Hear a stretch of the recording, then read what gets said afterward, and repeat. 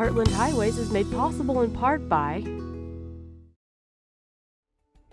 Consolidated Communications offers customers high-speed internet, digital phone service, and digital TV service packages that include high-definition channels, DVR, and hundreds of sports, movies, and music channels. More information on these services is available at consolidated.com. Next on Heartland Highways, we'll get a chance to see a bald eagle, owl, and other birds of prey up close at the Illinois Raptor Center. Then take in a concert at a unique location near Monticello, Illinois. And finally, we'll take you to Danville Stadium, where young and old have been enjoying America's pastime for over a half-century.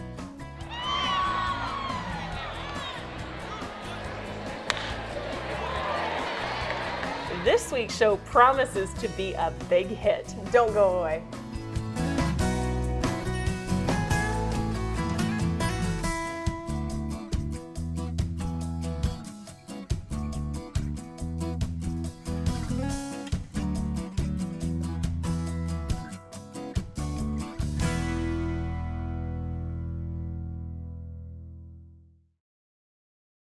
This week we're headed to Decatur, Illinois. Hi everyone, I'm Lori Casey. And I'm Kate Pleasant. Kate, in this first story, our viewers are going to get the chance to see our national bird up close, plus take a look at the world's fastest animal. That's right, we visited the Illinois Raptor Center, where birds of prey help educate thousands of people across Illinois each year. The Illinois Raptor Center is a non-for-profit organization. Basically, it's a wildlife rehabilitation and education facility. We have 15 acres along the Sangamon River in Decatur, Illinois. And primarily what we do is wildlife education. Well, it was started actually by Jane Seiss, who's the executive director of the Raptor Center. It was actually had a different name at one time. So when we got into it a little bit, we actually changed the name. This was actually done out of a garage originally. In 1993, the Mississippi River flooded, and we were the only wildlife rescue team on the Illinois side of the Mississippi River. And so just some weird stuff happened. We had a lot of donations. We had, I think, 6 boats, motors, trailers. We had rescue crews all over the place. And then when the flood was over, we had all this stuff. And we also had a little bit of money. And so what we did was we decided we would just get it out of the garage and start doing it at a facility. And so the center began its hiring process. But they didn't exactly hire what you might think of as typical employees.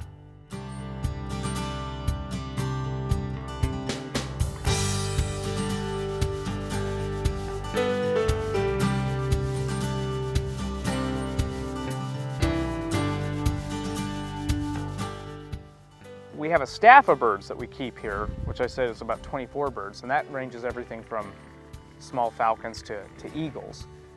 And then we learn a lot through those guys, but we tend to just pack those guys up, travel. We do stuff on site here too, program-wise. That's actually picked up a great deal. We started doing programs. I think our first year we did programs, I think we did 40 programs, and last year we did 173. And so we travel everywhere. So that's almost a third of the year we're on the road. So we focus more on that education stuff than we do the rehab. But we do get rehab guys in. And as I said, it's a neat thing when you see some of the patients that we have. For example, we have a bald eagle here now. We're excited. It's the first bald eagle we've ever actually got to rehab from point A to the point that he'll be released here very, very soon. In order for the Raptor Center to consider a bird for release, there are very specific guidelines they follow. Our release criteria is, they have to be able to fly, they have to be able to hunt, they have to be able to reproduce. And for example, their wings some people will pin wings and one wing's not symmetrical to the other one. And they'll argue with you, oh yeah, it flies in the flight cage, it grabs stuff. But asymmetrical wings for breeding, if it was a male, most females won't pick a male that looks funny. And so they don't get to breed.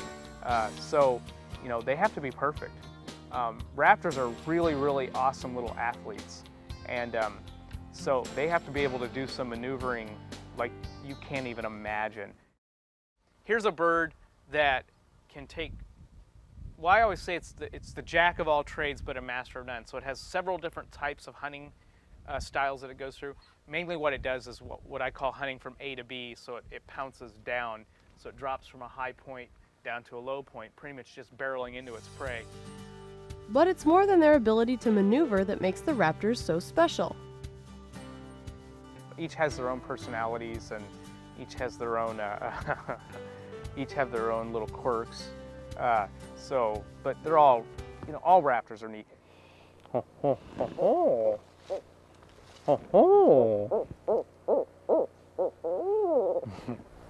Want to sit on the fist right there, big guy? Hey, that's just rude.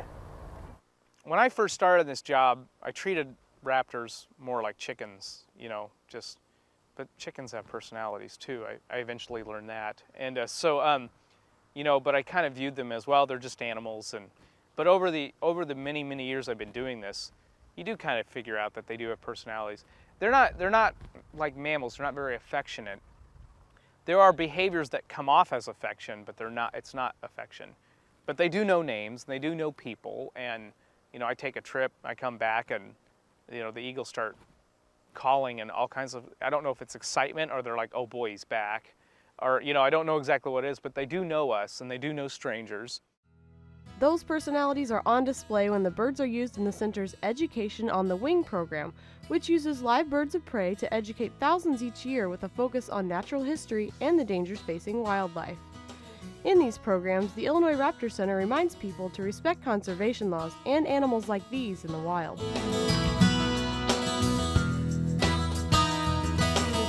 What we do is actually regulated by the state and federal government. If you think this is such a cool job, I'd love to do this, and you want to start doing it, you just can't go out and pick up an injured hawk and take care of it and have the vet work on it and all that stuff. That is actually highly illegal. We have a permit from the U.S. Fish and Wildlife Service. We have a whole wall of permits. I think the last time I checked, it's like over 10 different permits that we have to operate under. The problem is a lot of people, we've run into this a couple times. Well, I've seen you on a program and I thought it was really neat, so therefore I grabbed these 2 baby owls and I raised them. Can't do that, and technically you get in a lot of trouble when you do that. If you find something, you can pick them up, you can put them in a box, you can close that box, and then you make a phone call to an organization like us, and then we work out some way to get it to us. That's all legal, but if you keep it in any way, shape, or form, or you feed it, you're in trouble. To curb that curiosity about birds of prey, the center offers programs at different times during the year to the public on site. We are not open to the public on a day-to-day basis. We do public programs on site, and that is starting to increase. But it's not necessarily open for touring. We do several on-site programs a year, and we just put stuff up on the website. We also hold lots of camps here. So we have our raptor camp, our youth raptor camp, our adult raptor camp. We have a brancher camp for younger kids. And so that pretty much takes up our summer, is doing that. But unless it's an on-site program that you have to register and come and pay to do, we're not necessarily open where you can just come and take a look at everything. Maybe one day. We would need more people, more staff to pull that off. The staff currently consists of just Jock and Jane with the help of a few volunteers. To learn more about the IRC or birds of prey, visit their website at www.illinoisraptorcenter.org. From Decatur, we took a short trip to Monticello, Illinois, where we came upon a big red barn in Allerton Park. It wasn't long before we learned that this barn was more than meets the eye. It was the home to the Allerton Music Barn Festival, and the music being played there was probably not the type of music you'd expect to come from a barn.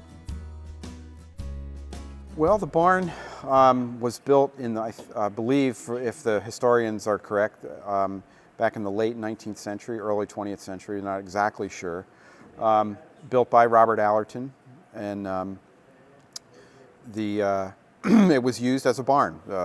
Hay storage and animals. You can see the stalls down there are still up in the lower level. And I came to Illinois in 2002, in August of 2002, and the first thing they do with senior administrators is bring you out to Allerton for 3 days. And after one of the days were over, I got in a car with the guy who runs Allerton, and he just started showing me around everywhere. So we went all over the park. It's a very large park, 1,500 acres. And we arrived here, and at that 1.7 years ago, the barn was, this barn was used completely as storage. And the only way up was a round circular ladder. The stairwells that you see here were not built yet. And so I climbed up the ladder and popped my head up through the floor and just felt like it should be a concert hall, not a junk storage area. And so, that's exactly what it became.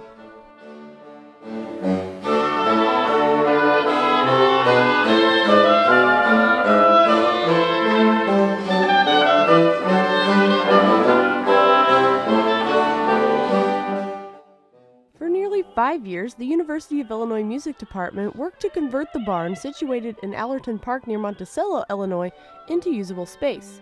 New lights were installed, a new roof put on, and before long, the 4-day Allerton Music Barn Festival was underway. The festival includes many types of music from classical to jazz and more. It premiered the year before our visit with great success. It was received very well. Last year was the first year of the festival and we sold out every concert. So, I don't know, it doesn't get much better than that. That's the truth. The festival, now an annual event, takes place at the end of August and beginning of September generally, and features mostly U of I faculty with a few students in the mix. For us on the faculty in the School of Music, you know, the students came back last week. They're not ready to perform yet. They really don't get ready, they're not really ready to present concerts until the end of September, the beginning of October. And the Heartland Center presents, of course, everybody knows about Heartland Center, and it's a great place and presents all kinds of events throughout the year, but they don't really start until the middle of September. So our faculty comes back last week and they've been playing all summer and they're raring to go. And so this is a perfect opportunity for them to get back with their colleagues and make beautiful music, have the students come out and hear them perform before the students are doing their own concerts and the Heartland Center is open, and so it kind of fills a very interesting niche. And although a barn may seem like an unusual place to take in a classical music performance, Kramer says it's an acoustic experience hard to find anywhere else.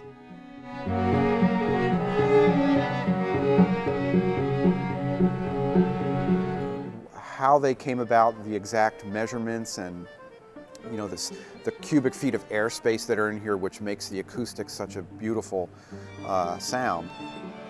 I don't know, just everything came together. The combination of the height of the ceiling, as you can see, your cameras can pan and see the breadth of the ceiling. It's about 60 feet. So the amount of cubic feet of airspace that's in here, plus the fact that it's all wood, just makes the acoustic perfect. And usually, you know, most buildings are not all built out of wood, or they're built out of a wood shell, and then there's sheetrock and tile and, you know, hard surfaces that reflect sound angularly.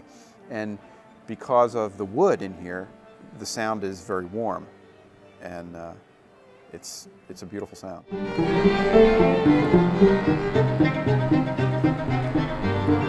And people from all over come to hear that sound, as the festival attracts audiences from Chicago and Champaign-Urbana, as well as many other places across the state. Kramer says although the music may be something that the audience can hear anywhere, the experience is a one-of-a-kind. It's just different in the way it looks, it's different in the way it feels. You know, the kind of music we do here, you could certainly hear at other places. You know, that's not necessarily unique. I think the combination of the different kinds of music we have during the festival over the 4-day period is different.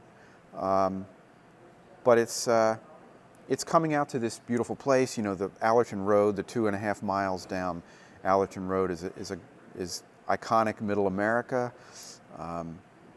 It's a beautiful setting. You know, there's hiking trails. You can picnic. And then hear beautiful music. So it's an all-around fun experience rather than just sort of getting in your car and going to a concert hall and then coming home.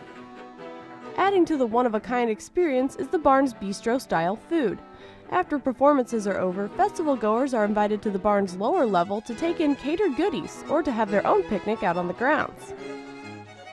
The food is prepared by the caterers who are the caterers that work at the conference center here at Allerton, and they bring over, you know, bistro types of food, fresh fruits and juices, and there's a bar for the evening concerts, and yeah, and we encourage people to bring their own picnics and their own food too.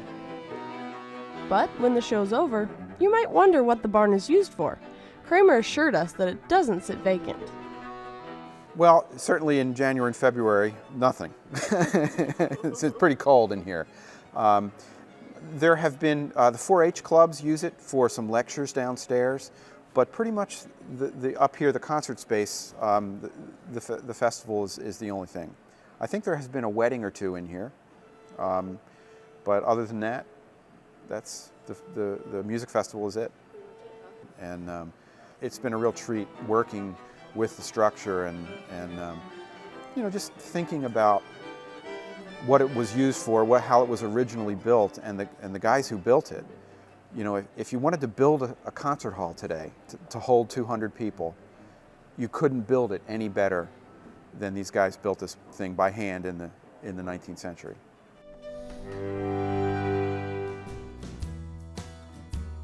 From Monticello, we headed east to Danville. If baseball is America's pastime, then the Danville Stadium is the place to be in the summer. The young and old have been coming to this ballpark for over a half-century. Our colleague Ramin Carbassione, a baseball fan himself, brings us this story.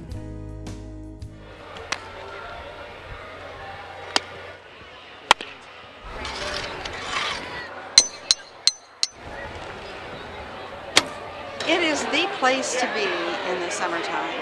People from all walks of life, from little children to senior citizens, people that have been coming to this ballpark for all of its existence. And it has a place in the hearts of people in Danville. Thank you. Go to the right so you can register for the bicycles and the stuff that they're giving away. Danville Stadium, located on the south side of Danville, Illinois, has been welcoming baseball fans for over 6 decades. I remember before it was built, this was sort of a wasted piece of land. And that's probably why they got it. I don't know that for sure, but it's probably why they got it, because it was rather inexpensive.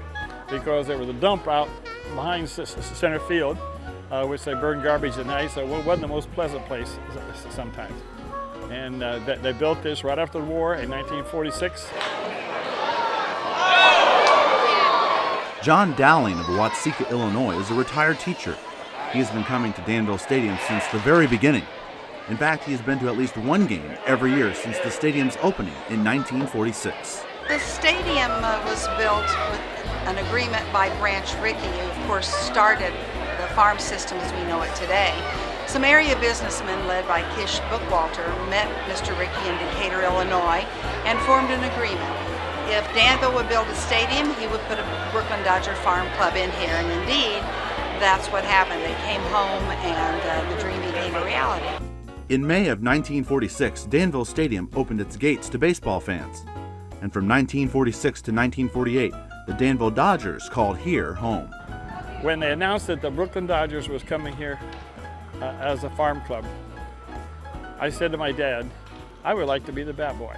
And 13-year-old John Dowling became just that, a bat boy, the first bat boy at the Danville Stadium. This was the home the dugout here, and they had to go back home plate. And if the ball, of course the fence was a little different. The fence was back a little further, and if the ball went down that foul line, I had to go get it.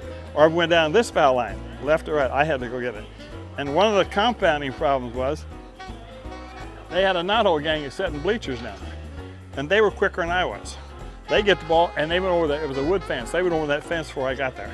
So I didn't get all of them, but I got most of them. In 1947, Major League Baseball great Jackie Robinson played in an exhibition game witnessed by over 6,000 fans. Dowling, now an associate scout for the Atlanta Braves, moved up from bat boy to being in charge of ticket takers in 1948. Dowling has been a baseball scout for a decade and recalls some unique ball players that he has seen at Danville Stadium. After the war, you got a lot of older guys. We had a guy named Joe Rancher. Joe was probably 26, 28 years old, which is too old for a minor league. But I've never seen the guy throw the ball. He played left field, and he had a trick where he fielded the ground ball, and the guy was around the first. He would turn and make 2 steps like he missed the ball, and then turn around and throw the guy out second. 75 baseball players that called Danville Stadium home at one time have or are currently playing in Major League Baseball. One of the most recent, Jonathan Papelbon, is now the closer for the two-time World Series champion Boston Red Sox. Even the great Bambino has stepped foot in Danville. Well, not the real Babe Ruth. In 1991, production began on the film The Babe, which was released in theaters in 1992. They changed the configuration behind home plate because of the filming of The Babe when it was John Goodwin. The fences, distance-wise, are the same, pretty well the same. The dugouts are newer and better than that. I think the lighting is better. 2 years prior to Hollywood coming to Danville, a local organization, Danville Stadium Incorporated, started the revitalization of this old ballpark. It was on its last legs. It was structurally unsafe. It had seen better years, to say the least, and it had been without a regular tenant for some time. So we entered into a long-term agreement with the city, and with that partnership, we have spent the last 19 years renovating the ballpark.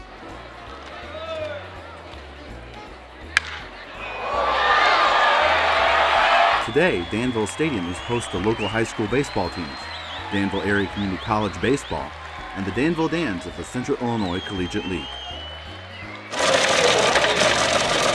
Well, that's a big thing here, snow cones. Oh, if you get a foul ball in the stands, or the kids, when the foul ball goes out of the stands, here the kids go outside and they get a snow cone and they turn into baseball.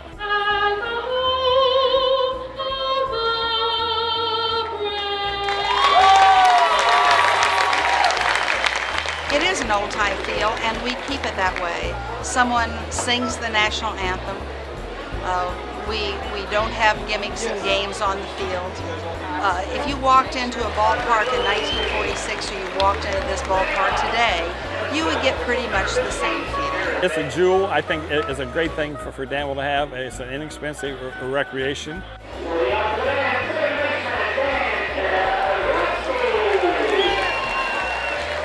Jeannie Cook remembers an occurrence that shows what the true meaning of the Danville Stadium is to its visitors. The park had closed. I was sitting with all the lights off, just the lights up here in the press box, trying to get the score sheet to balance. I looked down and there was a gentleman sitting right behind home plate, and he didn't move, all the lights were on. Finally, I went down and I said to him, "Excuse me, can I help you?" And he turned around, he was an elderly gentleman, and there were tears coming down his cheeks. And I said, "Is something wrong?" And he said, "No. The last time I was in this ballpark, I was 11 years old. I caught a foul ball off a ball thrown by Carl Erskine of the Brooklyn Dodgers, and for just a little while, I felt like I was 11 again." And I think that story always comes back to me to remember why this ballpark is important.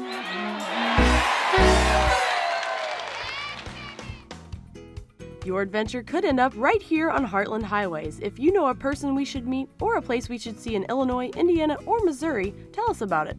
Email us at heartlandhighways@weiu.net, call us at the number on your screen, or write us a letter at 600 Lincoln Avenue, Charleston, Illinois, 61920. We'd love to hear from you. That wraps up today's show. Thanks for coming along with us. We hope you'll join us again next time. Heartland Highways is made possible in part by Consolidated Communications offers customers high-speed internet, digital phone service, and digital TV service packages that include high-definition channels, DVR, and hundreds of sports, movies, and music channels. More information on these services is available at consolidated.com.